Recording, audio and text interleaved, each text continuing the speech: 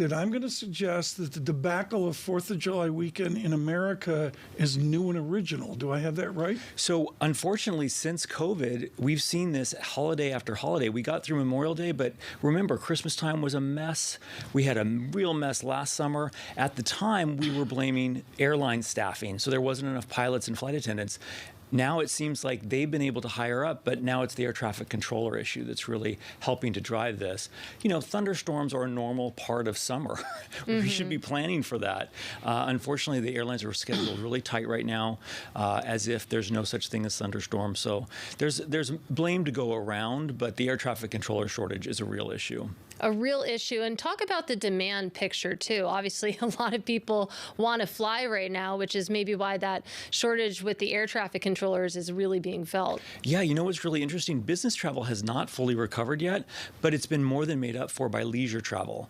So the demand is insane. And remember, during COVID, the airlines cut back on the number of flights and the number of seats that are for sale. And people decided during COVID, I'm going to travel. I don't care what happens. And that's what we're seeing. We're seeing that pent up demand and people who decided that's going to be a way of life for themselves. A way of life. It's interesting, though, that business travel hasn't really caught up. And I do want to talk about the summer travel season. But with business travel, I mean, is that coming back, or when can we officially declare we're not going back to 2019? So it really depends on who you ask. We're sort of 80% level of business travel. I don't think it returns fully, ever. I think people have learned how to do Zoom meetings. Companies have realized it's really expensive to send employees around, and they don't necessarily need to in all cases. So I think that's what you're seeing. On a planning basis, and you know, the points guy is a concept. I mean, you guys reinvented how we travel, the whole keep track of your miles racket and the charge cards and all that. But what I find fascinating here is the same old, same old. We have limited airports, limited gates. We have a major argument between gates at JFK and Newark, just is one discussion point. I'll even pull in LaGuardia on it. And then we got air traffic controllers. Now, I look out on the web, and they're making $130,000, $150,000 a year. So I'm up in the air, and there's a guy with 7 lights on a radar screen. And I look at the pilots that were complaining they make $60,000 a year, which is like worse than a bartender. Yeah. I don't get the salary structure we're complaining about. Shouldn't we just pay the air traffic controllers more? Shouldn't we just pay the pilots more to solve this labor conundrum? I think that would help solve it, but that's going to cut into the airline's bottom line, and they don't necessarily want to do that. Air traffic controllers, that's a good middle-class, solid job that you could end up doing very well. I'm not sure why it's not an attractive option for young people. I think they're trying to do some recruiting at colleges and places like that, but it's tough to get people interested in the job. Okay, but I don't buy this. If Kirby was here or Bastian was here, I'd say, look, you guys are fancy. I get it. You want to make your profits and all that.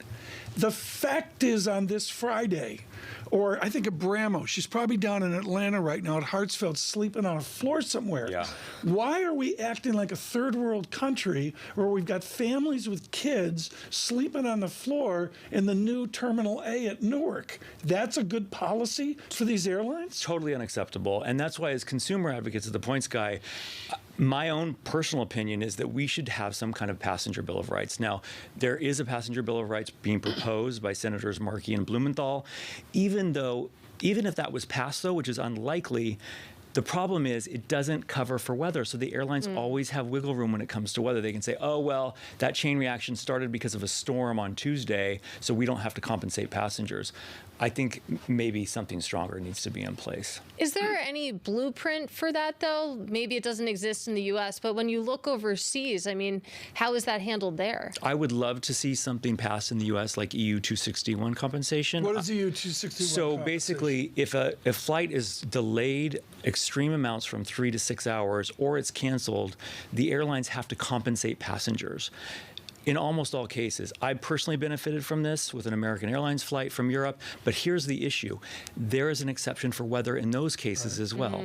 Even still, I mean, a lot of people would make a lot of money when you think about just the cancellations that we've seen. Let's talk about this summer, though, because even with the conditions that we're talking about, I mean, the demand is off the charts, especially internationally. I mean, you've heard several airlines talk up what they expect to see in terms of overseas travel. Is that actually going to materialize? Absolutely. When you see $2,000 flights from New York to Rome, you know something's up. And I think part of the issue is they've reduced the number and frequency of flights.